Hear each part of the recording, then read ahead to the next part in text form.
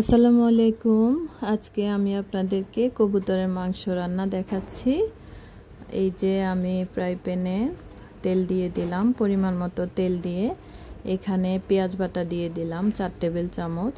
কবুতর নিয়েছি আমি 6টা কবুতরের মধ্যে 4 টেবিল চামচ পেঁয়াজ বাটা দিয়ে দিলাম, রসুন বাটা দিয়ে দিলাম 1.5 টেবিল চামচ, আদা বাটা দিয়ে দিচ্ছি 1.5 টেবিল চামচ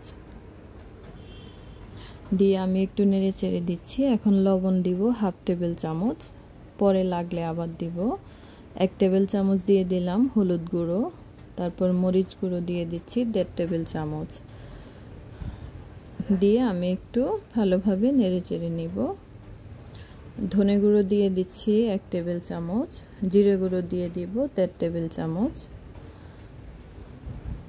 সবগুলো মশলা দিয়ে আমি একটু নেড়ে চেড়ে দিচ্ছি, কারণ ভালোভাবে মশলা কষানো হলে মাংস মজা লাগে।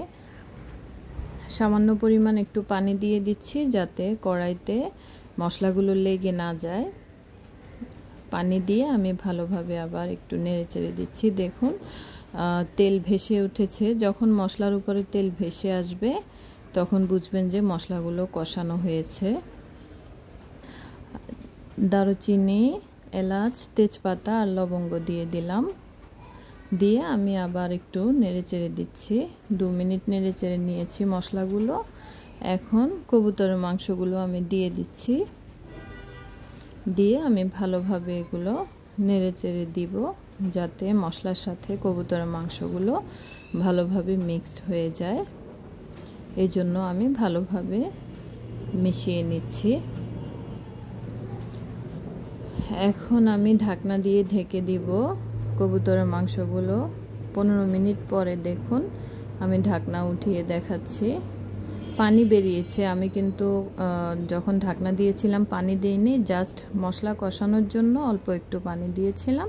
আমি আবার 5 মিনিটের জন্য ঢেকে দিয়েছি। দেখুন একদম শুকিয়ে গেছে। এখন কষানোর জন্য আমি আর একটু পানি দিয়ে দিব, কবুতরের মাংসগুলো যেন ভালোভাবে কষানো হয়। এই জন্য আমি ছোট 1 বাটি পরিমাণ পানি দিয়ে দিলাম।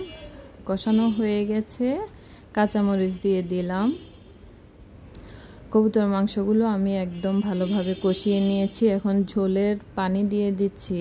কবুতরের মধ্যে আমি বেশি ঝোল রাখি না। আপনারা যদি একটু বেশি ঝোল পছন্দ করেন তাহলে আর একটু বেশি ঝোল দিবেন। আমি পরিমাণ মতো ঝোল দিয়ে এখন নেড়েচেড়ে ঢাকনা দিয়ে ঢেকে দিব 10 মিনিটের জন্য।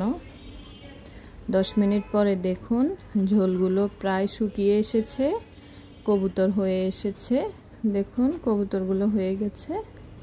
কেমন হয়েছে আমাকে জানাবেন আপনারা। যদি ভালো লাগে আমার পাশে থাকবেন, লাইক, কমেন্ট, শেয়ার দিবেন। আল্লাহ হাফেজ। আসসালামু আলাইকুম।